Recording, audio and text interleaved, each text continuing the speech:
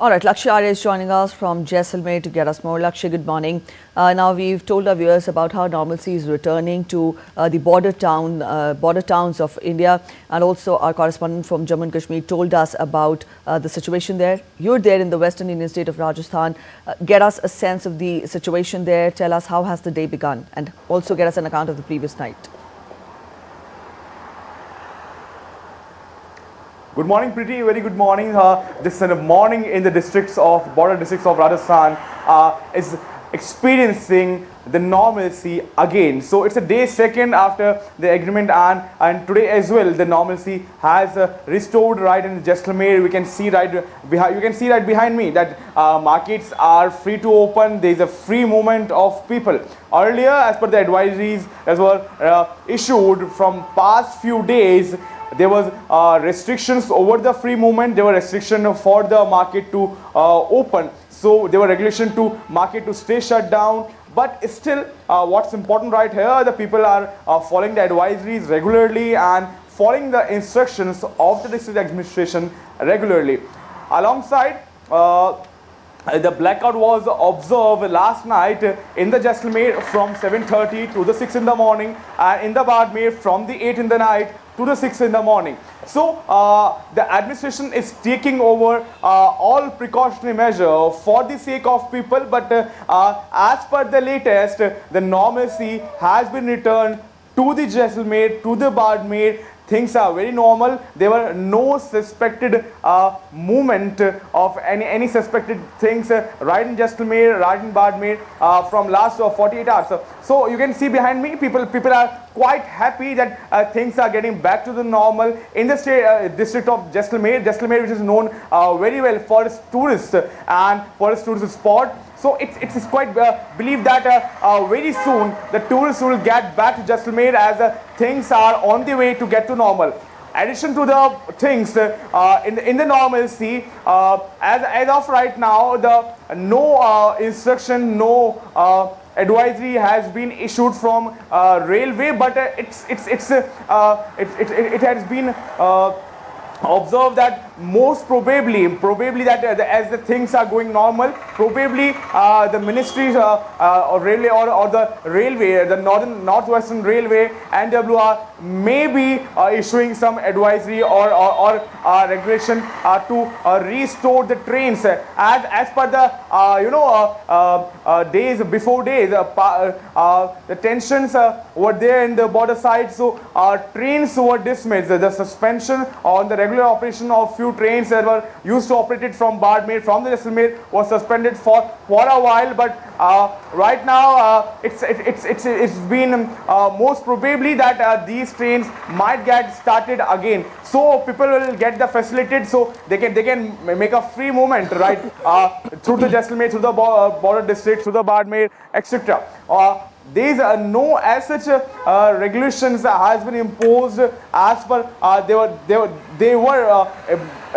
there in last few days.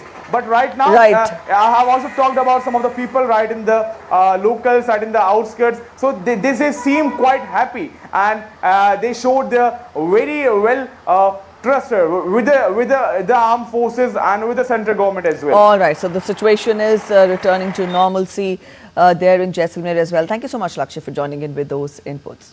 And now we turn focus to Nandita Dagar. She's joining us from Delhi. Nandita, good morning. Now we had inputs coming in from our reporters from border towns telling us that situation is returning to normalcy. At the same time, we also tell our viewers that today the talks between the DGMOs of the two countries will be held again at noon. You get us more as to how do you gauge the situation as a journalist, as a reporter? How do you understand the current ongoings? Yes. Hello, Preeti. What has happened is that the DGMO, our Army's DGMO, who's the point person for all the three services, Army, Navy, as well as Air Force, he's the nodal person for talking to the Pakistani DGMO. Our DGMO, Lieutenant General Rajiv Ghai, will be speaking to the Pakistani DGMO, Major General Kashif Abdullah. And this meeting, DD News and DD India, we broke this on DD News and DD India much before through our authentic sources that that there is going to, when this was announced on Saturday, that a meeting, that a telephonic conversation had happened on Saturday between the two DGMOs. We had broken the story that on 12th of May also, that is on Monday, again the two DGMOs after 36 hours will be reviewing this ceasefire. As you know, Preeti, that the very same day, on Saturday night around 8 p.m. Indian Standard Time, Pakistan, true to its untrustworthy and deceitful nature, carried out ceasefire violations and air intrusions. That means shelling with heavy caliber guns and shelling with mortars in our border areas and on the LOC in Poonch, Mendar, Kupwara, Baramulla, in the border states of Rajasthan, Punjab, Jaisalmer, with UAVs, that is drones which were laden with suicide drones, kamikaze drones, and they were laden with explosives, and they could have caused significant loss of life and property to our border people residing in our village habitations and hamlets, had our Air Force and Army with its very capable and potent grid of air defense not kicked in and neutralized those Pakistani projectiles. And now today's meeting, Preeti, is going to happen at 12 p.m. in the noon. It is a telephonic conversation, a hotline, and consequent to the telephonic conversation that happened between the two DGMOs. Remember the telephonic conversation on Saturday between the two DGMOs followed a news breaking in from sources from the PMO, which said that India would not tolerate any further act of terror and it would treat it as an act of war, just as it has treated taken a deterrent and punitive action on the 9 terrorist bases in Pakistan on the night of 6th to 7th of May. So Pakistan, finding itself outnumbered, outgunned, outsmarted by Indian military at all levels, be it the Army, Navy, Air Force, the air defense guns, the men behind the machines, their efficacy and competence, Pakistan really got down to its knees as its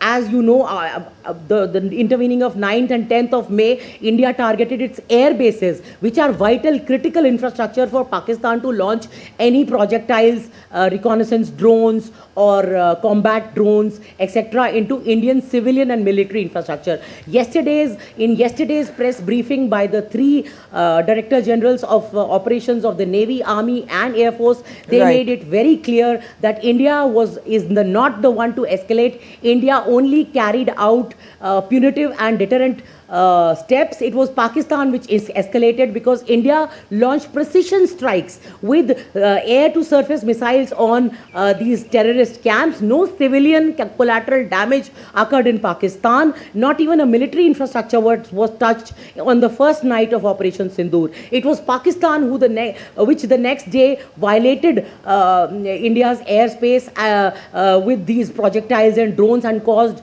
attacked mosques, gurudwaras, temples, schools, hospitals, children, women and men in border villages, and of course military infrastructure also. That's when a red line was crossed and India decided to punish Pakistan and target those very, very vital critical infrastructure like the Chaklala base, only 10 kilometers from Islamabad, hub of the VVIP transport fleet, ammunition depot, and also a very key logistics hub.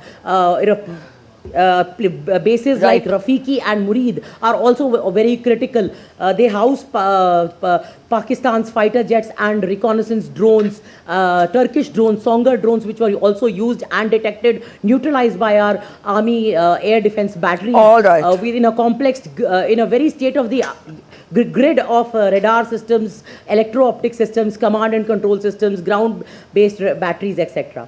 All right, Nandita, we'll leave it here. Thank you so much for joining in with those details and that understanding.